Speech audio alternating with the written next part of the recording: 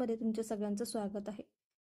मागच्या 9व्या श्लोकामध्ये आपण बघितलं की आपण आपल्या गरजा आणि स्वार्थ ह्याच्यामध्ये काय फरक आहे आणि त्याच्यामध्ये आपण सीमारेषा काही बांधू शकतो का.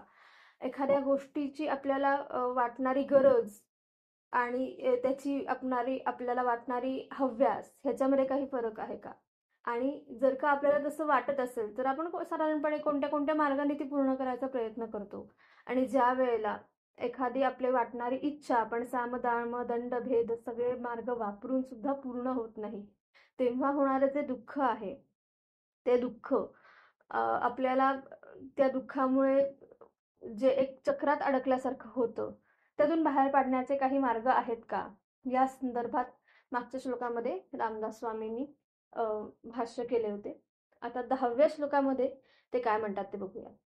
श्लोक असा आहे: सदा सर्वदा प्रीती रामी धरावी, दुःखांची स्वय चांडी जीवी करावी, देहे दुःख ते सुख मानित जावे, विवेके सदा स्वस्वरूपी भरावे. याचा शब्दार्थ असा होतो: श्री रामचंद्रांच्या ठाई सदा सर्व काळ प्रीती जडवावी आणि त्या योगे आपण आपलीच दुःख कष्टांपासून सुटका करून घ्यावी. पण प्रारब्धानुसार प्राप्त झालेले दुःखाचे प्रसंग मात्र सुखाने झेलावेत आणि विवेकाच्या सहाय्याने सत्स्वरूपी चित्त जडवून ठेवावे. इंग्लिशमध्ये याचं ट्रान्सलेशन असं होतं: love Shriram intently always for ever. One should give up all unpleasant disquiets. Consider body pain as a pleasure only. Be always one with self, said proudly, prudently. आता याचा भावार्थ आपल्याला काय सांगून जातो याचा थोडासा विचार करूया. म्हणजे आपण खूपदा असं बघतो बघा की आपल्याला एखाद्या गोष्टीबद्दल, एखाद्या व्यक्तीबद्दल आतून प्रेम वाटत असतं. आता प्रेम ही अशी भावना आहे की जी आपल्याला खूप साऱ्या कंगोऱ्यांमध्ये घेऊन जाते. पण हे फक्त प्लेजर किंवा अट्रॅक्शन ह्याच्या पुरतं न मर्यादित राहता एखादी गोष्ट पॅशनेट होऊन आपण त्या गोष्टीसाठी काम करतो. किंवा एखादी गोष्ट ही फक्त व्यक्ती असू शकत नाही, मग त्याच्यामध्ये सर्व गोष्टी असू शकतात. की माझी एखादी आवडती गोष्ट आहे, त्याच्यावरती मी खूप प्रेम आहे, माझा जीव त्यात अडकला आहे. मग ते एखादं फील्ड असू शकतं, एखादं छोटंसं गिफ्ट असू शकतं, एखादी व्यक्ती असू शकते, एखादी जागा असू शकते, काहीही असू शकतं. आणि हे प्रेम उत्पन्न होणं हे खूप स्वाभाविक गोष्ट आहे. म्हणजे आता ते काही असं सांगून तर होत नाही की नाही नाही तू माझ्यावरती प्रेमच कर, किंवा एखादी गोष्ट आवडणं, त्याच्यासोबत कम्फर्ट तयार होणं, हे काही असं सांगून होणारी गोष्ट नाहीये. पण त्या कम्फर्टमध्ये आपण इतके अडकून जातोय का की आपण त्या कम्फर्ट झोनला सोडून पुढे जाण्याचा विचारच करत नाहीये. मग कदाचित हे बऱ्याचदा असं होतं बघा की आपण एखाद्या फील्डमध्ये काम करतोय, वर्षानुवर्ष काम करतोय, आणि ती एक त्या फील्डमध्ये असणारी गोष्ट, त्याचा मिळणारा आपल्याला प्राऊड, त्याच्यामध्ये आपल्याला मिळणारी वाहवा असेल, किंवा आपण त्या किती स्किलफुली गोष्टी करतो, ह्या गोष्टींमध्ये अडकून जाऊन आपण नव्या गोष्टी एक्सप्लोरच करायला जात नाही का.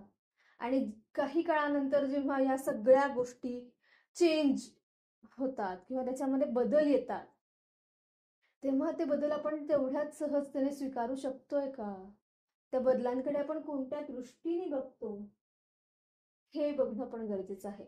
मग बऱ्याचदा हे जे होणारे सातत्याने होणारे बदल असतात, ह्याच्याबरोबर आपण जर का अडॅप्ट होऊ शकलो नाही, याच्याबरोबर आपण ताळमेळ बनवू शकलो नाही, तर आपल्याला ह्या अतीव वाटणाऱ्या प्रेमातून, या अतीव वाटणाऱ्या आपुलकीतून, या आपल्या कम्फर्ट झोन मधून कधी कधी दुःख येतं. कारण सारं जग आपण सोडता त्या नवीन येणाऱ्या गोष्टींसोबत अडॅप्ट व्हायला तयार असतं. आणि ज्या लोकांना ही पटकन अडॅप्टेशनची सवय होते, किंवा जे पटकन या नव्या नवीन गोष्टींची जुळवून घेऊ शकतात, ते ऑब्व्हियसली त्या जागी किंवा आपल्याला रिप्लेस करू पाहतात का काय, असं वाटणं खूप स्वाभाविक आहे. आणि त्यामुळे होणारं दुःख हेही खूप जास्त असतं. आता ह्याच्यामध्ये मी एक 2-4 उदाहरणं देते बरं का. साधी साधी सोपी सोपी आहेत बघा. जेव्हा मूल पहिल्यांदा नर्सरीला जातं की नाही, तेव्हा नर्सरीमध्ये त्याला मिनी के जी, ज्युनियर के जी, सिनियर के जी तोपर्यंत किती सहज असतं की आपल्याकडे टीचर सगळे बघत असतात, 2-2 टीचर असतात, 3-3 मावश्या असतात, काही लागलं खुपलं अगदी छोट्या छोट्या गोष्टींना सुद्धा टीचर हाताला धरून इंडिव्हिज्युअल अटेन्शन देऊन सगळं करून घेत असतात. इट्स लाईक की माझी आई माझी शाळेमध्ये पण मदत करणार आहे किंवा मदत करणारी एक स्त्री किंवा एक टीचर की जी तेवढ्याच प्रेमाने माझ्यासाठी गोष्टी करते. जेव्हा मूल सिनियर के जी मधून पहिलीमध्ये जातं, आता इथे सगळा सिनारिओच बदलतो. एकदम एक टीचर येते जी काही विषय शिकवणारे, मग दुसरी टीचर येते जी आणखीन 2-4 विषय शिकवणारे आणि मग पीटीचा पिरियड वेगळा असतो आणि मग खाऊची सुट्टी वेगळी असते, शाळेची वेळ वाढलेली असते. आता मला सांगा, एखाद्या 7-8 वर्षाच्या मुलासाठी ही गोष्ट अडॅप्ट करणं किती अवघड असू शकतं, की जी आत्तापर्यंत त्यांनी कधी अनुभवलेलीच नाहीये. पण जसं जसं त्या गोष्टींमध्ये तो सरावायला लागतो, तसं ह्या सगळ्या गोष्टींची त्याला मज्जा यायला लागते किंवा त्या गोष्टींमध्ये तो ऍडजस्ट होऊ शकतो. पण जर का मूल या गोष्टीला अडॅप्ट करू शकलं नाही की वेगळी टीचर येणार, त्याच्याबरोबर परत एक कम्फर्ट झोन तयार करायचा, एक बॉन्डिंग तयार करायचं, ती जे शिकवतीये ती ज्या पद्धतीने शिकवतीये त्या पद्धतीने शिकण्याचा प्रयत्न करायचा. ह्या खूप ऍडजस्टमेंटच्या लेवल आहेत. या प्रत्येक मुलानुसार प्रत्येक गोष्टीनुसार बदलत जाणाऱ्या गोष्टी आहेत.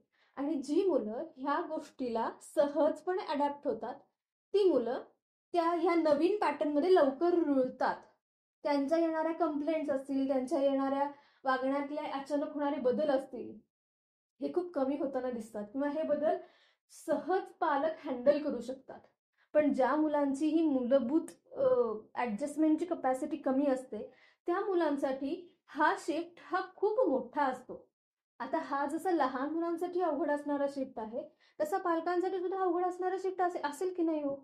की जे मूल 3 तास जात होतं शाळेमध्ये आणि आल्यावरती छोटासाच अभ्यास असायचा, काही फार मोठा अभ्यास नाहीये. पण पहिलीला गेल्यावरती विषय वाढलेत, अभ्यास वाढला, अभ्यासाची पद्धत वाढली आहे, सगळ्याच गोष्टी वाढल्यात आणि त्याच्यासोबत मित्रमैत्रिणी पण वाढलेत, ज्याच्यातून वेगळे वेगळे ज्ञान मिळतंय. आणि अशा वेळेला त्याच्या अभ्यासावरती, त्याच्या वागण्या बोलण्यावरती, खाण्यावरती, खेळण्यावरती, सगळ्या गोष्टींवरती, त्या ढुसव्या फुगव्यांवरती ऍडजस्टमेंट होताना त्यांनी थ्रो केलेले टँट्रम झेलताना जर का पालकही अडॅप्ट करू शकले नाहीत, त्या मुलांना समजून घेऊ शकले नाहीत, तर मला सांगा, ही जी प्रीती आहे, हे जे प्रेम आहे, हा जो ओलावा आहे, ह्याला धक्का लागू शकतो का नाही हो? नक्कीच लागू शकतो. ही जी 4 वर्ष असतात की नाही, पहिली, दुसरी, तिसरी, चौथी, ज्याच्यामध्ये मुलं सेट होत असतात किंवा शाळेच्या पॅटर्नला अडॅप्ट होत असतात, या वेळेमध्ये जर का पालकांनी त्यांना सपोर्ट केला नाही, तर हे अडॅप्टेशन खूप अवघड जातं. आता हे झालं लहान मुलांचं. मोठ्यांच्या बाबतीत कसं होतं बघा, तुम्ही एखाद्या ठिकाणी नोकरीला गेलाय आणि तुमचे पहिले 2 दिवस आहेत, तुम्हाला कसं वाटतं बरं? आपण आहोत पण आणि आपण नाहीत पण. आपल्याला काही मिळतंय का?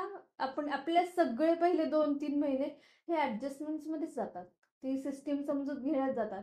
त्या सिस्टीमला आपण रुळेपर्यंत जर का आणखीन काही चेंज झाला, तर त्या चेंज बरोबर अडॅप्ट होण्यामध्ये जातात.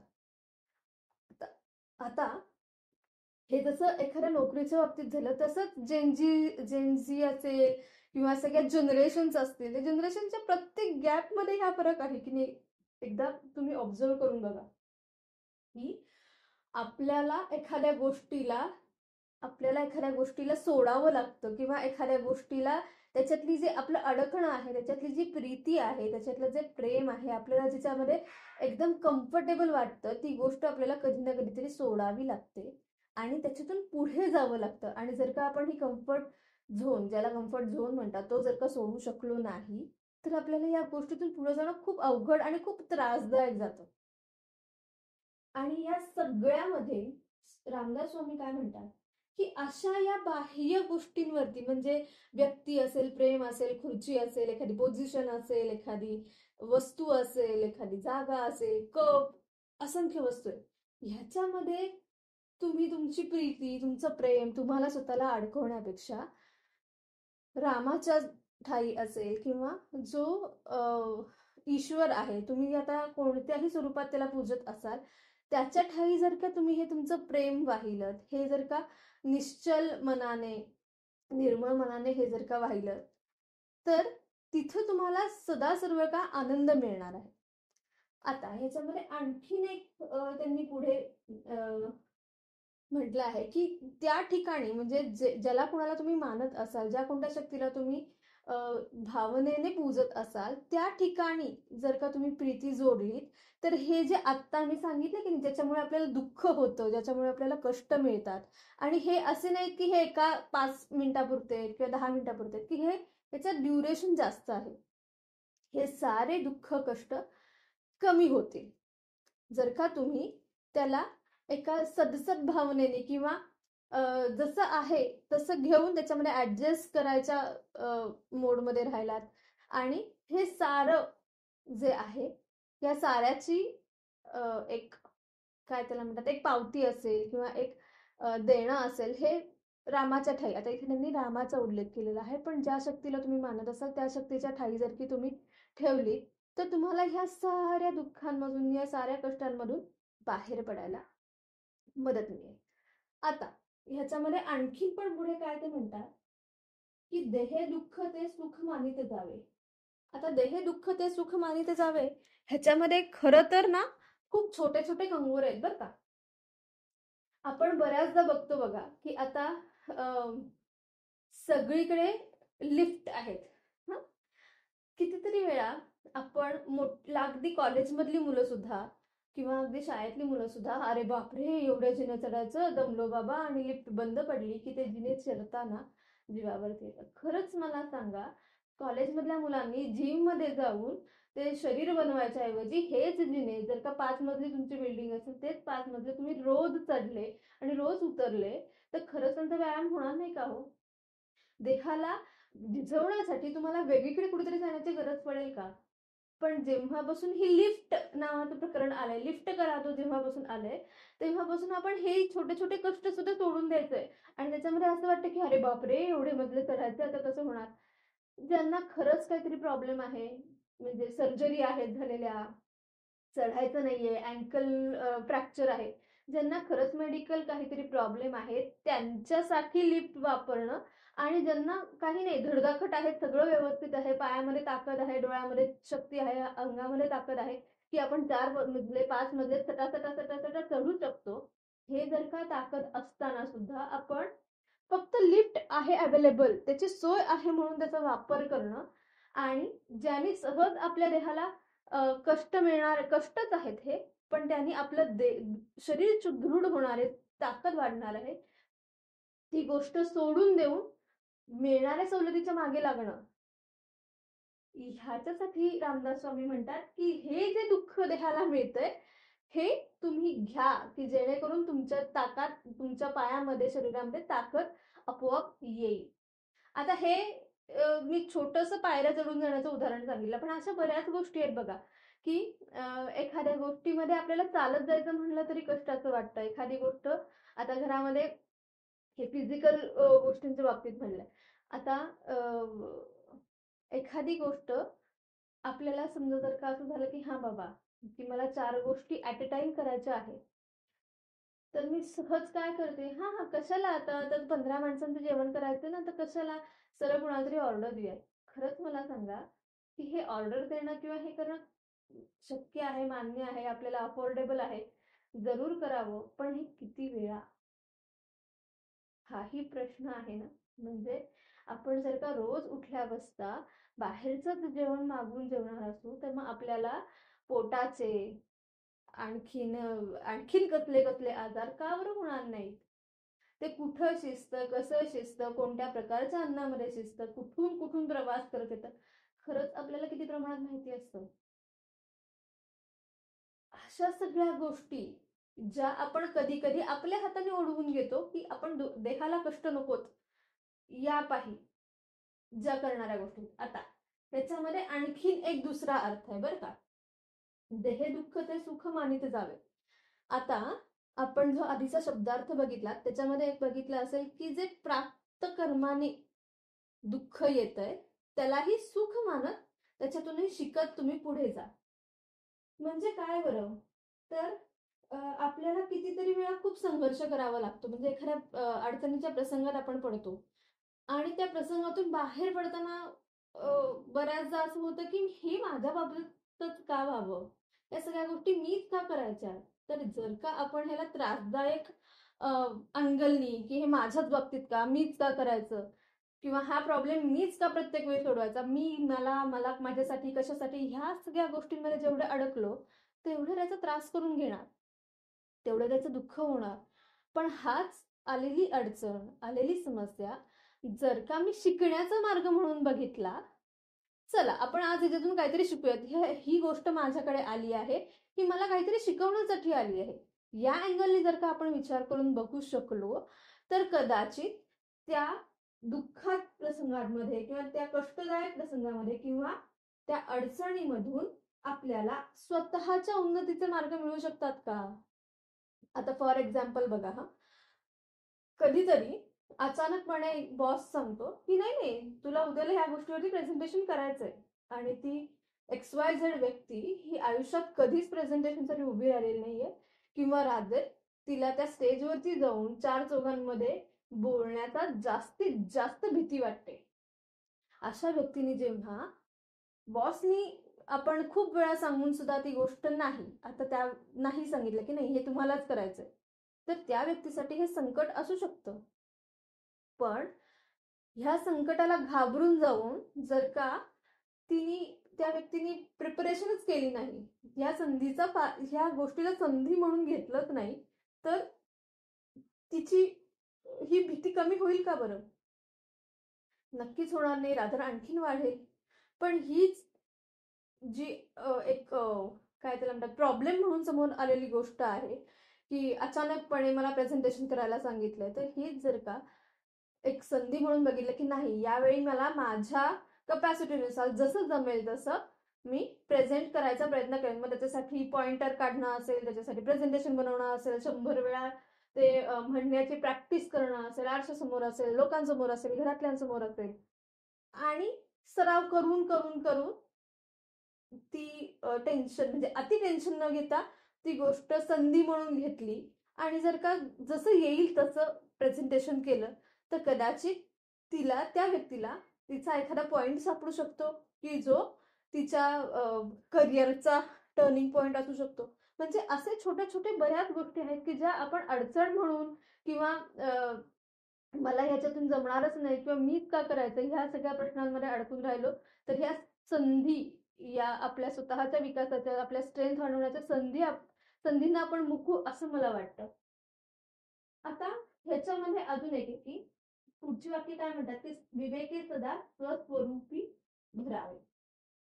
आता हा मनाचा जो समतोल आहे, की एखादी गोष्ट जाऊ दे ना, कशाला ना, आत्ता कशाला उठायचं आणि जायचं करायचं, हे जे मनाने वाटणं पण आहे आणि शरीराने पण हे जे आरामदायक स्थितीमध्ये आपल्या कम्फर्ट झोन मध्ये राहण्याचा जो एक अट्टहास असतो ना, की जो सगळ्यांना प्रिय असतो, त्या गोष्टीचा आणि स्वतःच्या शरीराला आवश्यक असणारे म्हणजे ते बळ देणारे असेल किंवा स्वतःच्या शरीरासाठी हालचाल करण्यासाठी, चालू राहण्यासाठी जे गरजेचं असणारी गोष्ट आहे ती हालचाल, या दोन्हीमध्ये बॅलन्स ठेवणं खूप गरजेचं आहे. त्यांनी विवेकाने या गोष्टींमधला समतोल राखणं हे खूप गरजेचं आहे. आता दोन गोष्टी आणि दोन टोकं सांगते बघा. काही काही जण जिम मध्ये किंवा एखाद्या गोष्टीमध्ये इतका वर्कआउट करतात, इतका स्ट्रेस करतात, की इतका स्वतःच्या शरीराला झिजवतात की ते शरीर झिजून झिजून किंवा त्या शरीरावरती इतके कष्ट पडतात की त्यानेच ते शरीर त्या शरीराचा सगळा समतोल बिघडून जातो. म्हणजे आता एक एक्झाम्पल बघा, माझ्याकडे सहज बोलता बोलता एक उदाहरण आलं की त्या मुलाने स्पर्धेमध्ये पहिलं यावं, आपलं मूल सदैव एखाद्या गोष्टीमध्ये पहिलं यावं यासाठी एका क्लासमधून दुसऱ्या क्लासला, दुसऱ्या क्लासमधून तिसऱ्या क्लासला असे दिवसभर फिरवते. त्या मुलाला ना धड जेवायला वेळ आहे, ना अभ्यास करायला वेळ आहे, ना विचार करायला वेळ आहे. मग काय, त्या मुलाची शारीरिक प्रगती नाही होत, ना मानसिक प्रगती होते, आहे त्याच्यामधनं सुद्धा चिडचिड जास्त वाढते. मग मला खरंच सांगा की ह्याच्यामध्ये शारीरिक श्रमांचा, मानसिक श्रमांचा किती समतोल राखला गेला बघा. ना त्या पालकांमध्ये, ना त्या मुलांमध्ये. आणि बरं काही ते काही मूल अगदी काही कुठल्या फायनल एक्झामला बसलंय का, तर तसंही नाही. शाळेतलीच छोटीशी एक्झाम आहे किंवा शाळेच्याच एरियामध्ये असणारे एक्झाम्स आहेत. त्याचं आपण किती टेन्शन घेतोय. आपल्या मुलांनी प्रत्येक वेळी पहिलंच आलं पाहिजे, बेटरच परफॉर्म केलं पाहिजे, याही गोष्टीचा आपण त्या मुलावरती बर्डन देतोय का? याही गोष्टींचा विचार व्हायला हवा की आपण त्या मुलांना ज्यावेळेस म्हणतो की नाही तू पहिलंच आलं पाहिजे, यावेळेला आपण आपल्या शब्दाने त्या मुलांच्या मनावरती ताण निर्माण करतोय का, कळत किंवा नकळत? आपल्या अपेक्षांचं ओझं मुलांच्या अंगावरती लादतोय का, किंवा आपल्या आईवडिलांनी लादलेल्या अपेक्षांच्या ओझ्याखाली आपण जगतोय का? आपण त्याच्यामध्ये समतोल राखायचा प्रयत्न करतोय का? आता हे कसं ते बघा. हा, समजा माझ्या आई वडिलांना वाटतं, आता मी मोठी आहे, माझ्या आई वडिलांना असं वाटतं की नाही नाही, मी दर महिन्याला एवढा एवढा पगार आणलाच पाहिजे, या 4 गोष्टी केल्याच पाहिजेत, मी असं केलं नाही तर मी नालायक आहे. आणि त्याच्यावरनं जर का आई वडील आपल्याला येता जाता टोमणे मारत असतील, येता जाता सुनवत असतील की तू एवढा मोठा झाला, तुझं एवढं लग्न झालं तरी तुला अजून अक्कल कशी नाही, मला खरंच सांगा, त्या व्यक्तीला किती वेळा असं वाटत असेल की आपण ही जबाबदारी मनापासून घ्यावी? किती वेळा असं वाटत असेल की नाही आपण ह्या गोष्टींसाठी लायक आहोत? किती वेळा त्या व्यक्तीला असं वाटत असेल की नाही आपण करतोय ती गोष्ट बरोबर आहे? आणि मग जर का या गोष्टींमध्ये समतोल साधला गेला नाही तर काय बरं होईल? स्वाभाविकच डिप्रेशन आहे, एन्झायटी आहे, असे सगळे मनोविकार आहेत आणि त्यासोबत शरीरावरती त्याचे दिसणारे परिणामही आहेत. या सगळ्याला जळून, या सगळ्याला गोळा करून कुठे परिणाम दिसतात बरं? ते सगळे परिणाम दिसतात नात्यांमध्ये, सोशलायझेशनमध्ये, एखाद्या गोष्टीवर, एखाद्या व्यक्तीवर, एखाद्या रिलेशनवरती विश्वास ठेवण्यावर. आता मला खरंच सांगा, एवढासा दिसणारा हा छोटासा श्लोक आहे जो एखाद्या व्यक्तीवरती किंवा एखाद्या गोष्टीवरती किंवा ईश्वरावरती प्रेम दाखवण्यासाठी किंवा विवेकाने एखादी गोष्ट करण्यावरती उद्देशून केलेला आहे. पण खरंच त्याच्यामध्ये केवढ्या साऱ्या आत्ताच्या दिसणाऱ्या गोष्टींची चाहूल दिसते किंवा या कितीतरी आत्ताच्या आजूबाजूला घडणाऱ्या गोष्टींसाठीचे उपाय ह्याच्यामध्ये दिसत आहेत की जे आपण खरंच आपल्या व्यवहारामध्ये आणले तर आपल्या बऱ्याच साऱ्या गोष्टींचा निकाल असेल किंवा त्याच्यावरचा मार्ग आपल्याला सापडू शकेल. तर अगदी ह्या बाह्य सौंदर्यावर, म्हणजे आपण ह्याच्यामध्ये काय म्हणता येईल किंवा या बाह्य सौंदर्यावर भर देण्याऐवजी, म्हणजे मी कसा दिसतो, कसा राहतो, कसा वागतो किंवा मला बाहेरची लोक काय म्हणतात ह्याच्यावरती भर देण्याऐवजी स्वतःच्या आंतरिक सौंदर्यावर भर देता येईल का? आंतरिक सौंदर्य म्हणजे काय, तर मी कसा आहे, माझे कोणते गुण आहेत, माझ्यामध्ये कोणते स्ट्रेंथ आहेत, कोणते विकनेसेस आहेत, त्याच्यातले विकनेसेस मी कसे कमी करू शकतो ह्याच्यावरती भर देऊ शकतो का? आणि मेंटल हेल्थ किंवा तो एक मानसिक स्वास्थ्य राखण्यासाठी जप असेल, तप असेल, ध्यान असेल, नियम असेल, आसन असेल, ज्या योगामध्येही काही गोष्टी सांगितलेल्या आहेत त्याचा काही मी वापर करू शकतो का की ज्याच्यानी माझ्या शारीरिक सुखामध्ये, मानसिक सुखामध्ये आणि सामाजिक आरोग्यामध्ये समतोल राहील? आता मी जर का करायचं झालं तर काय करू शकते किंवा करू शकतो? Take all unpleasant experiences as a learning opportunity. Make sure that you will work out daily and lessen the advanced technology or easy ways to gather the thing. Stay grounded and always pray gratitude for what you have. तर चला करून बघूया त्याच्यातल्या काही गोष्टी आपल्याला करता येत आहेत का. आणि तुमच्या कमेंट्स नक्की, तुमचे सजेशन्स नक्की पाठवा याच्यावरती. आणि जर का आजचा पॉडकास्ट आवडला असेल तर लाईक, शेअर आणि सबस्क्राईब करायला नक्की विसरू नका. बाय.